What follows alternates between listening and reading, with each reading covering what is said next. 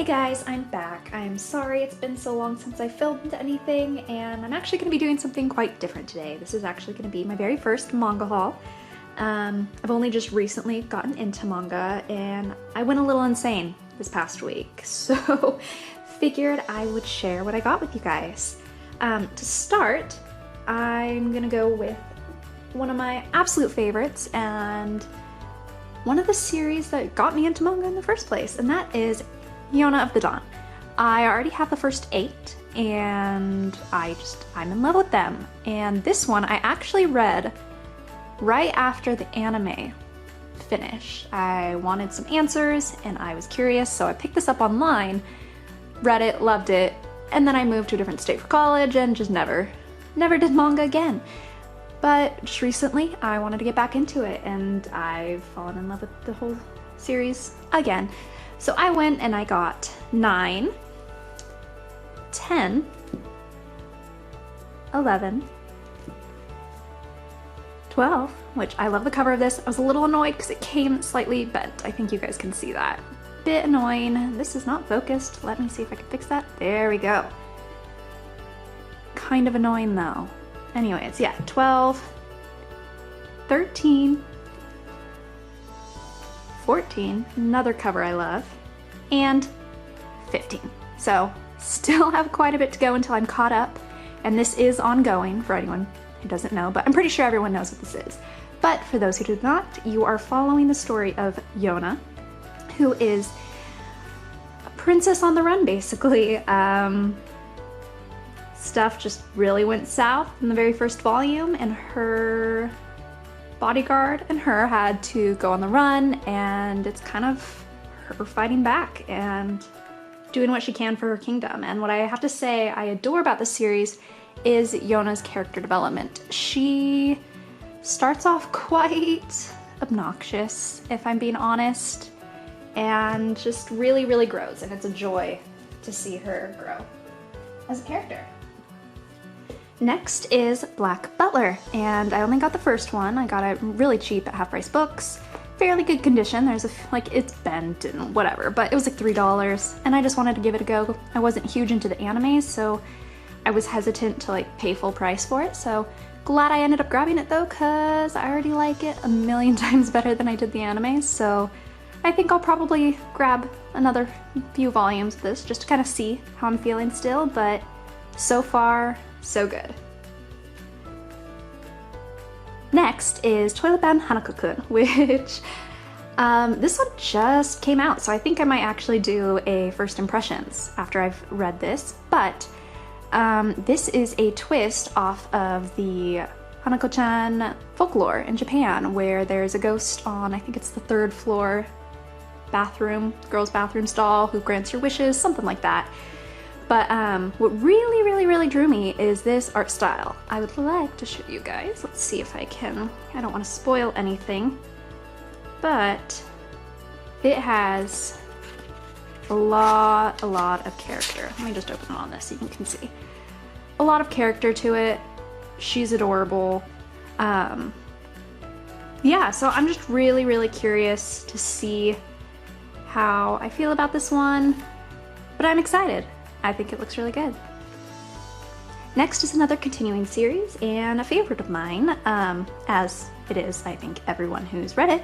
It's the Promise Neverland. I got the 9th and 10th, so still trying to catch up, but absolutely adore it. This one took me by surprise. Yeah, I liked the art style, but it definitely looked kind of like it was going to be more juvenile, but it is not at all.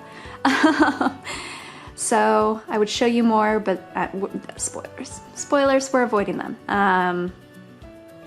It's great. Highly recommend. Everybody's kind of watching it. I am currently finishing up the 5th volume, and once I do that, I'm finally going to give the anime a go. I did watch the first episode, loved it, but really excited to have 2 more of these in my collection.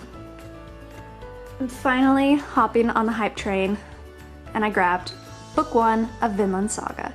I adore anything historical fiction, so this was already pretty much on my radar, but hearing everybody gush about it really just, yeah, had to give it a go. So I got the first one, and lo and behold, even my non-manga reader boyfriend decided to pick it up and started it before me. So that's exciting in and of itself, but I'm definitely going to be reading this soon. I have a feeling I'm going to love it, and I'll pick it up soon. The art looks great. I already kind of thumbed through a little bit. A lot of detail and just really quite beautiful. So really, really excited to go into Vinland Saga. Next we have Phantom Tales of the Night, which, can we take a moment to just appreciate this cover? It is beautiful, and just, yes, everything. But this is a story about an innkeeper who takes people's secrets in exchange for them getting to stay the night.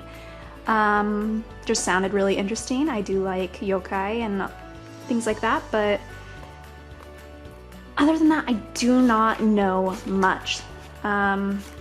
It looks really good. Art style looks nice. I wouldn't say the art is anything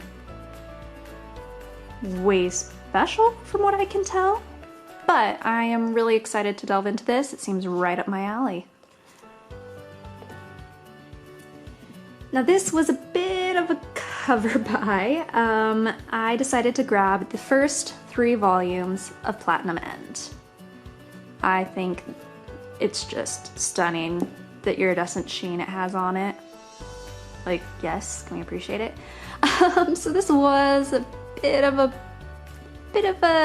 random, kind of like not planned purchase, but I'm excited. It is by the creators of Death Note, which I adore, so I have high hopes. I've only heard a few things here and there. I've heard that it's pretty good, but nothing amazing, so we'll see.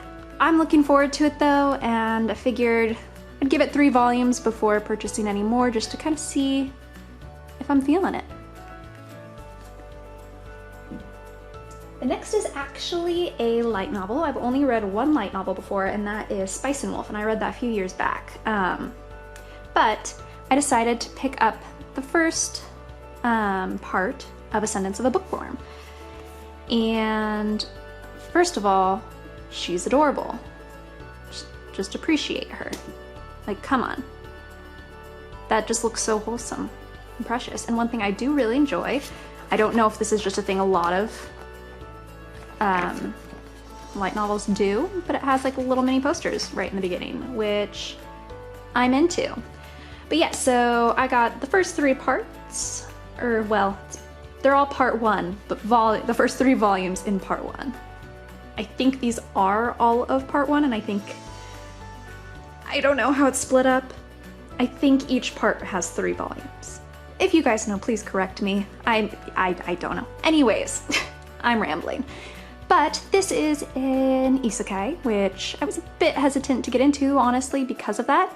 But it's an isekai about this young girl, well, she's a college girl, who dies, and she, in her first life, had an absolute love for reading and books and just wanted to be surrounded by them.